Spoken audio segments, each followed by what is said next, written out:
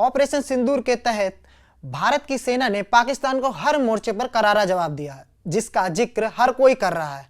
भारत आतंकवाद के खिलाफ निर्णायक लड़ाई लड़ रहा है, जिसको लेकर के राइजिंग नॉर्थ ईस्ट समिट में पहुंचे पीएम मोदी ने कहा कि देश में विकास के लिए शांति पहली शर्त है। उन्होंने साफ शब्दों में दोहराया कि उनकी सरकार आतंकवाद और माओवाद के खिलाफ जीरो टॉलरेंस नीति पर चलती है।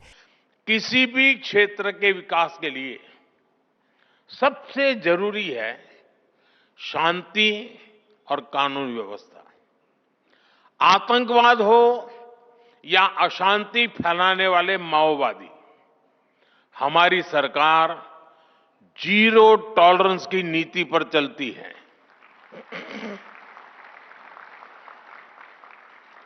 एक समय था जब नॉर्थ ईस्ट के साथ बम, बंदूक और ब्लॉकेड का नाम जुड़ा हुआ था। नॉर्थ ईस्ट कहते ही बम, बंदूक और ब्लॉकेड यही याद आता था। इसका बहुत बड़ा नुकसान वहां के युवाओं को उठाना पड़ा।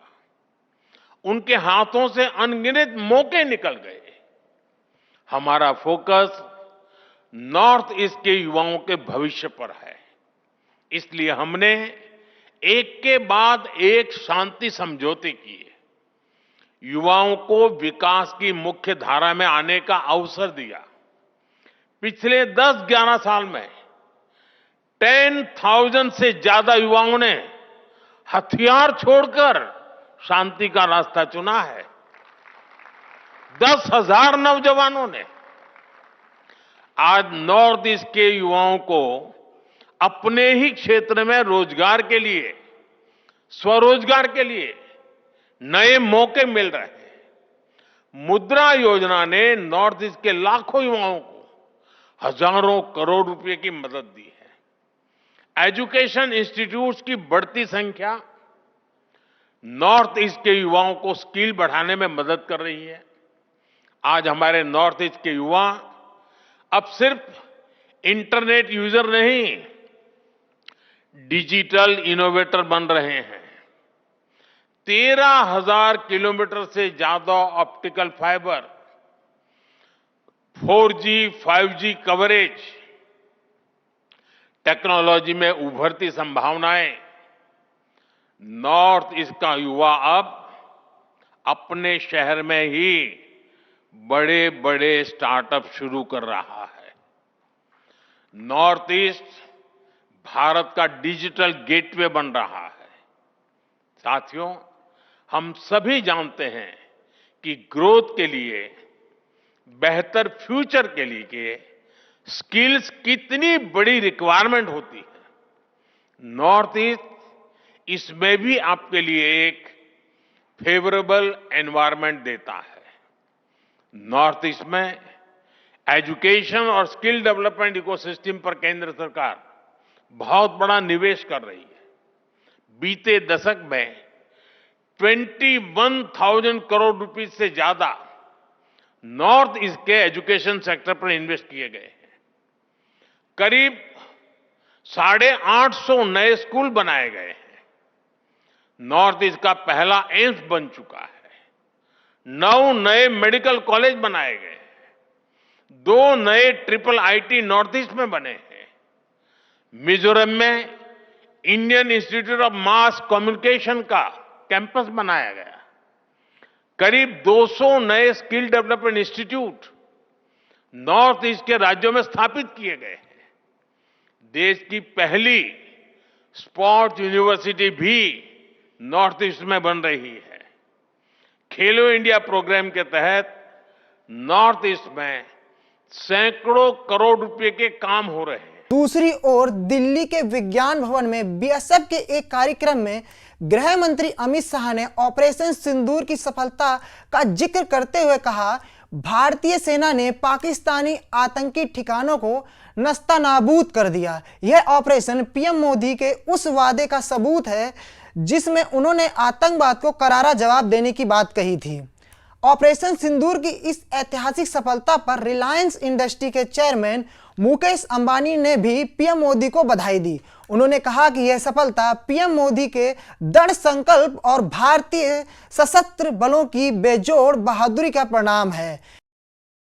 Let me begin by saluting our beloved Prime Minister Shri Narendra Modi ji for the resounding success of Operation Sindoor.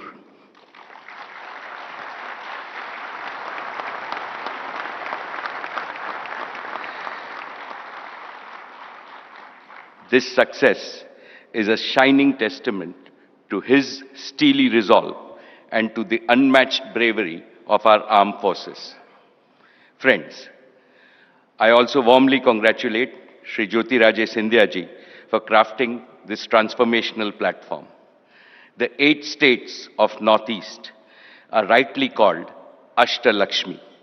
With the blessings of Lakshmi, the goddess of prosperity, the Northeast is not just rising, but to my mind, it is roaring.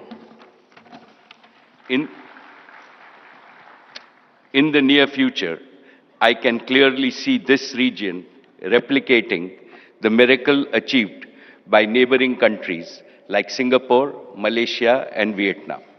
एक तरफ पूर्वोत्तर में शांति और विकास की नई कहानी लिखी जा रही है, तो दूसरी तरफ ऑपरेशन सिंदूर ने भारत की सैन्य ताकत का लोहा मनवाया है। यह भारत की उस अटल नीति का प्रमाण है जो आतंकवाद के खिलाफ जीरो टॉलरेंस और विकास के लिए अटूट संकल्प पर टिकी हुई है। हमने कहीं पर भी पाकिस्तान के सिविलियन स्थानों पर हमला नहीं किया था। ऑपरेशन सिंदूर और उसके बाद की घटनाओं के कारण आज पाकिस्तान पूर्णतः एक्सपोज हो चुका है कि भारत में जो टेररिज्म है वो पाक स्पॉन्सर है। पाकिस्तान के द्वारा स्पॉन्सर टेररिज्म भारत के अंदर हो रहा है, क्योंकि जब पाकिस्तान के टेरर के अड्डों पर हमला किया, जवाब पाकिस्तान की सेना ने दिया। जो उनके आतंकवादी आका मारे गए, उनका जब नमाजे जनाजा जब हो रहा था, पूरी दुनिया ने देखा पाक सेना के आला अफसर इनके कॉफिन को कंधा भी दे रहे थे और वहां नमाज पढ़ने के लिए उपस्थित भी थे। अतीत की एक और कहानी भारत पाकिस्तान विवाद का एपिसेंटर बन गई है और इस विवाद को हवा दी है बीजेपी के नेता शशिकांत दुबे ने। उन्होंने 1991 में भारत और पाकिस्तान के बीच हुए समझौते को लेकर कांग्रेस पर एफआईआर दर्ज करने की मांग की है। शशिकांत दुबे का आरोप है कि कांग्रेस समर्थित सरकार ने पाकिस्तान के साथ ऐसा समझौता किया जिसमें भारतीय सेना के मूवमेंट और गतिविधियों की जानकारी साझा करने की बात थी। इस समझौते की जांच होनी चाहिए और कांग्रेस के खिलाफ केस दर्ज होना चाहिए।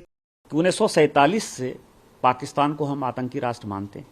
78 साल से कश्मीर के मुद्दे पर हमारी उनके साथ लड़ाई चल रही है। हमारे कश्मीर के हिस्से को पाकिस्तान ने अपने कब्जे में कर रखा है। उसके बाद जो आप कंसेशन देते रहे, 1950 में नेहरू लियाकत समझौता हो, 1960 का सिंधु जल समझौता हुआ, 1975 का शिमला एग्रीमेंट हुआ और उसके बाद 1991 में तो आपने हाथ ही काट दिया। कांग्रेस ने बीजेपी के आरोपों का झूठा और बेबुनियाद बता दिया। सुप्रिया सुले ने कहा कि 1991 में कांग्रेस ने चंद्रशेखर सरकार से समर्थन वापस ले लिया था और जो समझौता था वो केवल पीस टाइम एग्रीमेंट था।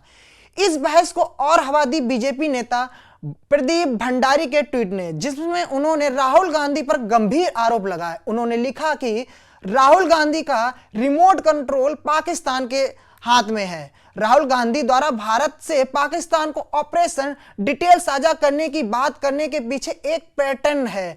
1991 में उनकी पार्टी द्वारा समर्थित सरकार ने पाकिस्तान के साथ एक समझौता किया था जिसके तहत सैनिकों और सैन्य गतिविधियों की जानकारी साझा करने पर सहमति बनी थी।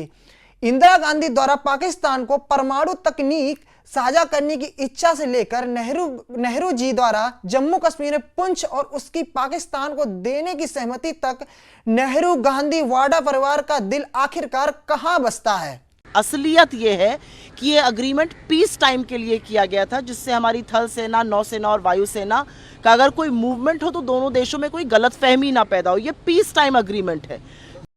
1991 के एक पुराने समझौते ने आज की राजनीति में तूफान ला दिया है और यह तूफान ऐसे वक्त पर उठा है जब भारत पाकिस्तान के बीच तनाव अपने चरम पर है और इस मुद्दे पर राजनीति भी लगातार जोर पकड़ती हुई नजर आ रही है। आपको यह खबर कैसी लगी कमेंट करके बताएं।